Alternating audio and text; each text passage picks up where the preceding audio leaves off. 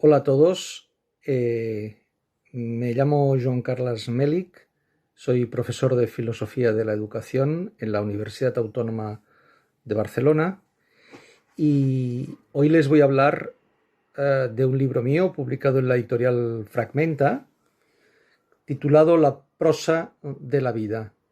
Es un placer para mí poder dirigirme a todos ustedes, las personas de México, a través de las librerías del sótano. O sea que muchas gracias por la invitación. La verdad es que estamos viviendo una situación muy complicada.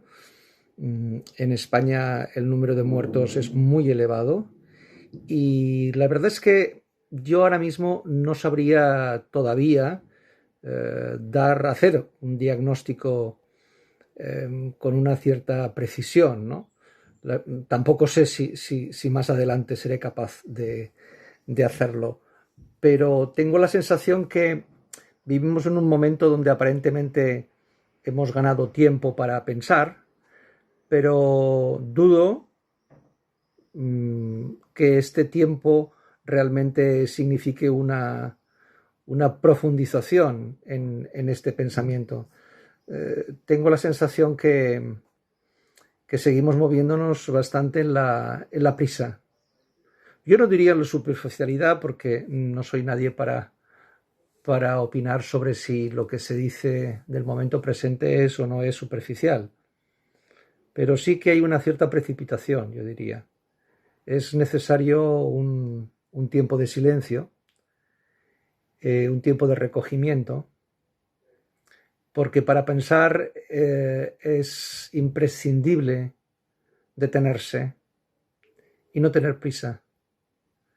Y la verdad es que creo que la sociedad que nos ha tocado vivir, esta sociedad de la tecnología convertida en sistema, en forma de vida, es una sociedad donde la aceleración es el valor o el modo de vida fundamental que hemos aceptado de forma casi natural, ¿no? Sin darnos cuenta. En este sentido, en el libro sostengo que no tenemos tiempo para lo que realmente se necesita tiempo. Es decir, fíjense ustedes que cuando se habla cuando alguien dice no tengo tiempo, la pregunta sería ¿para qué no tienes tiempo? Pues la gente no tiene tiempo para leer, por ejemplo. No tiene tiempo para estudiar, no tiene tiempo para estar con los amigos, no tiene tiempo para estar con los hijos, para todas las cosas que se necesitan tiempo. En cambio, la gente tiene tiempo para ver un partido de fútbol, para ver la televisión, para trabajar, entendiendo el trabajo aquí como una fuente de ganancias más allá de lo estrictamente necesario para vivir, ¿no? Para acumular capital, por ejemplo. Bueno, en fin, yo diría que la cuestión del tiempo es fundamental, porque lo más importante que se puede dar en educación, tanto en la familia como en la escuela, como lo más importante que se puede dar en la amistad o el amor, es tiempo. Este es el gran regalo, ¿no? Este es el gran regalo. Dar tiempo. Dar mi tiempo y darme en el tiempo. En el tiempo. Un tiempo que no va a ser productivo a nivel económico. Un tiempo gratuito. Un tiempo que se da sin esperar la recíproca. Sin esperar que el otro me devuelva algo. Es un tiempo gratuito, ¿no? Es el tiempo de la ética. Luego diré algo más a propósito de esto. La prosa de la vida es un título que se me ocurrió leyendo a Milan Kundera. A algunas personas les va a resonar. La prosa de la vida les recordará, por ejemplo, a un libro de Merleau-Ponty, titulado así también, la prosa. Ven, el de Merleau-Ponty creo que es La prosa del mundo, si no recuerdo mal, es La prosa del mundo. o algún capítulo de Las palabras y las cosas de Michel Foucault. Pero yo no lo tomé ni de Foucault ni de Merleau-Ponty, sino de un escritor que a mí me ha interesado mucho desde hace años, que es Milan Kundera. Quisiera reivindicar el Milan Kundera ensayista. El Milan Kundera de sus libros, perdón, de sus libros El arte de la novela, por ejemplo, Los testamentos traicionados y también El telón. Esta expresión, la prosa de la vida, aparece en El telón. Y Milan Kundera dice algo así como la prosa no se opone a la poesía. La prosa no es un lenguaje no versificado, sino que la palabra prosa expresa el carácter finito, contingente, temporal de la vida. Puesto que a mí el tema de la contingencia, de la finitud, de la temporalidad, de la muerte, siempre ha sido un tema,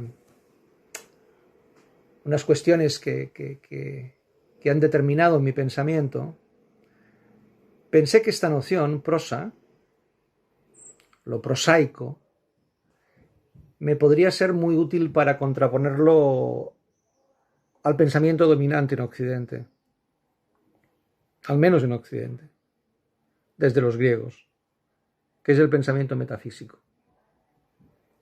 Prosa se opone a metafísica.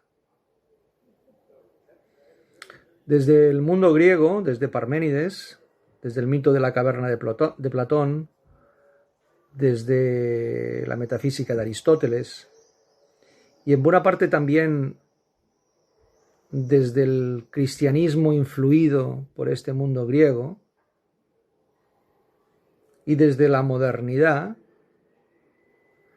ha dominado en el mundo occidental al menos un tipo de pensamiento que creyó alcanzar verdades eternas, absolutas e inmutables, verdades o principios o normas trascendentes al espacio y al tiempo, que podrían, estas verdades, estos principios, estas normas, podían orientar nuestras vidas de forma clara y distinta, podrían indicarnos el camino correcto para construir, para dirigir nuestro modo de ser en el mundo. Este pensamiento metafísico es peligroso. Yo sostengo que es peligroso, porque el que se cree en posesión de la verdad con mayúsculas, el que cree que ha alcanzado el paraíso, el que cree que ha visto a Dios con mayúsculas, o el bien, ya tiene la coartada perfecta, ya está legitimado para imponerlo al resto de los mortales. En la base de todos los totalitarismos políticos, pero también religiosos o morales,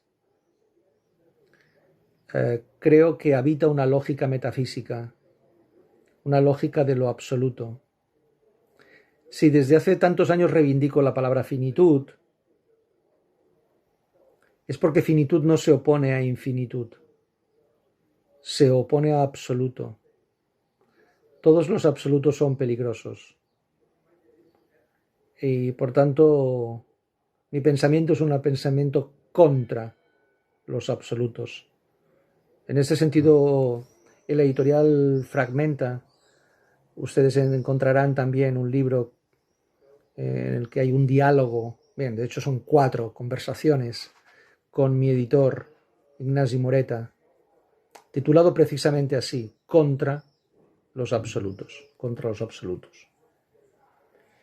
Y en este sentido me gustaría separar la prosa de la metafísica y por tanto también la moral de la ética. No es que esté en contra de la moral, estoy en contra de un determinado tipo de moral, una determinada concepción de la moral. La moral, en la medida que hace referencia a un conjunto de valores, normas, reglas de conducta sociales o culturales, es inevitable para los seres finitos. Pero en mis libros, y especialmente en La prosa de la vida, hago una crítica a las morales metafísicas, a esas morales que creen que hay un fundamento trascendente desde lo alto, ¿no? Desde lo alto. En ese sentido, creo que es importante no confundir la moral con la ética, porque ser ético no es actuar bien. Ser ético es saber que nunca actuamos suficientemente bien y por tanto que nunca tenemos la conciencia tranquila. La tranquilidad de la conciencia es lo que poseen los dictadores de todos los colores, de derechas y de izquierdas. El que tiene la conciencia tranquila nunca pedirá perdón. Y a mí me parece que una de las bases de la ética justamente es la vergüenza y el perdón. Y en ese sentido también tengo que decir que en este libro, La prosa de la vida, como en otros, mis referencias son más bien literarias. Hay una filosofía literaria. Con esto no quiero hablar de las novelas de tesis o las novelas filosóficas, no, para nada, para nada. Pensadores literarios son Montaigne o Nietzsche, o incluso Heráclito sería un pensador literario. Un pensador literario es un pensador que defiende una filosofía que se mueve en el flujo del tiempo, ¿no? Que no tiene miedo de las transformaciones, de los cambios, que no se asusta ante la incertidumbre. La mía es una filosofía de la incertidumbre y de la ambigüedad. Y esto, cuando lo aplicamos a la ética o a la política, cuesta aceptarlo. Cuesta mucho aceptarlo.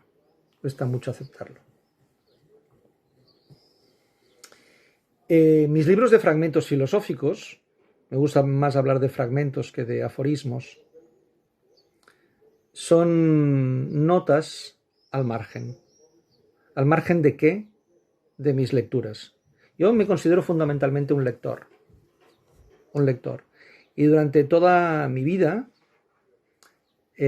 siempre he leído con un lápiz en la mano, subrayando, con delicadeza, eso sí, los libros que leía, y luego con un cuaderno a mi lado y una pluma. Y en esos cuadernos, pues anotaba frases, citas, con una cierta devoción, con un cierto respeto de esos autores que leía y que me parecía que podían ser pensadas y sobre todo repensadas. Porque pensar es repensar, sobre todo eso. Pensar es volver sobre nuestros propios pasos. A continuación de esas citas que yo he ido apuntando, pues hacía algún comentario, realizaba comentarios, que no eran ni comentarios, no en el sentido de que intentaba explicar lo que decían esos autores, ¿no? Sino mostrar lo que a mí me habían dado a pensar, cómo habían provocado el pensamiento. Y en este sentido, pues fui recopilando a lo largo de muchos años estos fragmentos filosóficos, hasta que un día Ignasi Moreta, el editor de Fragmenta, me sugirió la posibilidad de hacer una selección y publicarlos. Muchos de ellos no tenían ningún interés. tenían interés para mí en todo caso, pero no para el lector. Entonces hice una selección y de ahí salieron 2 libritos, 2 pequeños libros de fragmentos filosóficos. El primero titulado La lectura como plegaria y el segundo es el que estamos comentando hoy, La prosa de la vida. Es posible que haya más, pero escribir fragmentos filosóficos no es algo que uno dice, bueno, esta mañana escribiré fragmentos, ¿no? Sino que es algo que va surgiendo a bote pronto, a salto de mata, a medida que uno lee y vive, sobre todo lee y vive. Bien, esta sería un poco la idea del libro.